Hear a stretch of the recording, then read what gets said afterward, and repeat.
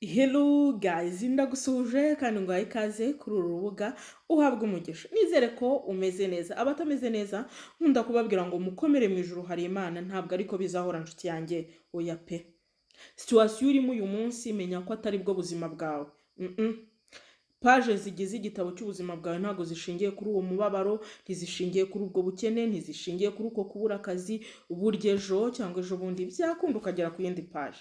Komera, shikama. Imana ntabwo igihana bayo. Uyu munsi rero tugiye kuganira kuki? Tugiye kuganira ku myate cyangwa se ku ndwara y'imyate abantu bakunze gukerensa cyangwa se akabona akantu kakate kaje gutyo ntakiteho bikarangira ibaye myinshi kandi irabangama. Nshuti yanjye irabangama. Ntushobora kwambara agakweto gafunguye kubera yuko imyate yakwishe. Ntushobora kurara mu mashuka yoroshye aba ariko nabyita, cyangwa se kurarana n'umuntu urarana n'umuntu ufite imyate akakubangamira kubera arara guhanda, arara guharura, amashuka arabagira imyate, amashuka agacika. Wari ubizi kuriya nyine umuntu aba aryamye yigaragura ugasanga amashuka aracitse kubera imyate. Ndano rero kugira ngo twiganirire hanyuma nkubwire n'ibyo ukora rwose akarenge kawe kagende korohere nk'aka gahinja. Imyate rero ni iki? Imyate ni indwara iterwa n'uduhumyo mu rurimi rw'amahanga ari byo bita fungus. Utu dukoko cyangwa se utu duhumyo dukunda gukurira ahantu hashyushye cyangwa se hatose, sibyo? Ibimenyetso rero bizakwereka ko ufite imyate cyangwa se bizakwereka ko ugiye kurwara imyate ni ugucika udusebe cyane cyane ku dutsinsino cyangwa se ku mano nta mpamvu, cyangwa ukumva nyine ku gatsinsino kawe harakomeye ukumva nyine ikirenge si ikirenge cyabaye urutare. Nibyo bizakwereka ko ugiye kurwara iki? Imyate. Cyangwa se ukumagara ukabona uroze, amavuta wanasigaho ukabona nyine amavuta yawe ni nkaho utayasizeho, sibyo? Niyo mpamvu nkurarikira kunkurikira ntimugatarutse video nyabona kugira ngo mutazajya mwumva imiti nabi bikaba byabakururira ibibazo. Noneho rero tugiye kwivura. Ngiye kukubwira imiti igera kuri itatu, sibyo? Umuti wa mbere, fata umuneke. Ntuze kumbwira ngo ese ni kamara, ni fiya, ako bibaye byiza byaba poyo. Ya mineke nyine cyangwa se gros michel, na iriya twita gros michel, birafasha cyane. Ufate umwe uhiye, ubunombe, ufate n'igisate cya avoka cyangwa se avoka yose nziza, ubinombane. Urwo ruvange sasa woga ibirenge byawe neza n'amazi y'akazuyaze, ubihanagure mu myate, uhahanagure. Nurangiza kuhahanagura uhomeho urwo ruvange ku birenge byawe, ubirarana ijoro ryose. Uzambara ishashi cyangwa se niba ufite ubundi buryo wakwambara amasogisi n'atatu, gusa ni ukugira ngo bitanduza amashuka yawe. Ariko urwo ruvange, ibyo bintu wahomye ku birenge byawe bikararaho, nshuti yanjye, uzabikora iminsi igeze kuri 14. Uzagaruka umbwire. Uwo si umuti wa mbere, ikirenge kiragenda kikoroha, ukagaruka kwiyambarira sandali zawe, ukambara inkweto zifunguye nta mususu. Umuti wa kabiri wakoreye abantu benshi kandi woroshye, glycerine.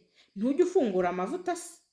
Glycerine ni umuti mwiza cyane ku myate, ariko si yo gusa, kuko ufata ikiyiko cy'amavuta ya glycerine ugashyiramo ibiyiko 2 by'umutobe w'indimu, ugakoroga ku buryo bimatana cyangwa se bihwana. Urwo ruvange ukajya urusiga ku myate, woze neza ibirenge, woze neza nshuti yanjye.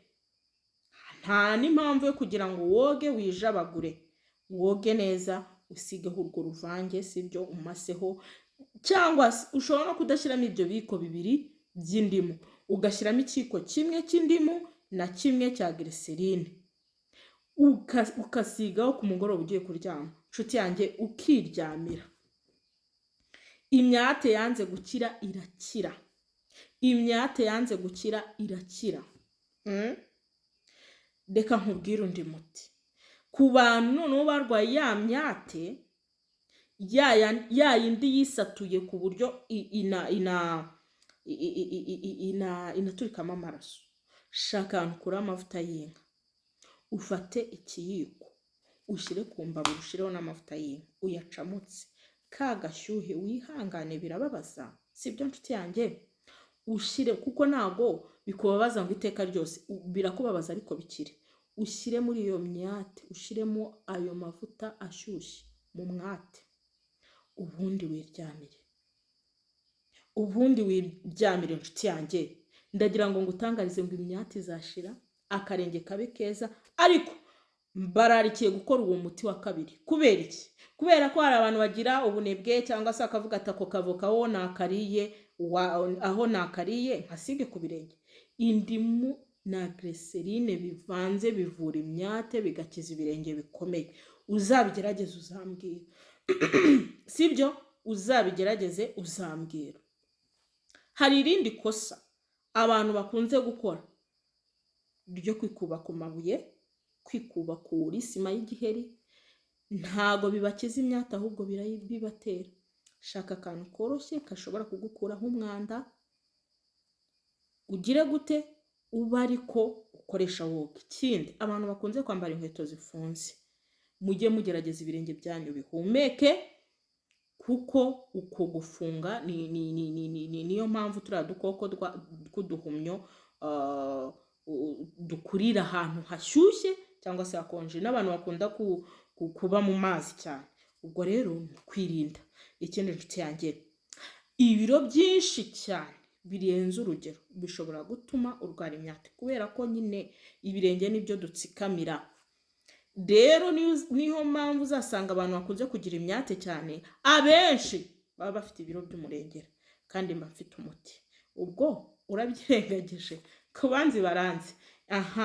Ikindi rero, kunda kunywa amazi, kuko iyo unyweye amazi n'umubiri wawe utemba itoto, umubiri wawe ukamererwa neza, buri rugingo rwose ruba rukeneye amazi.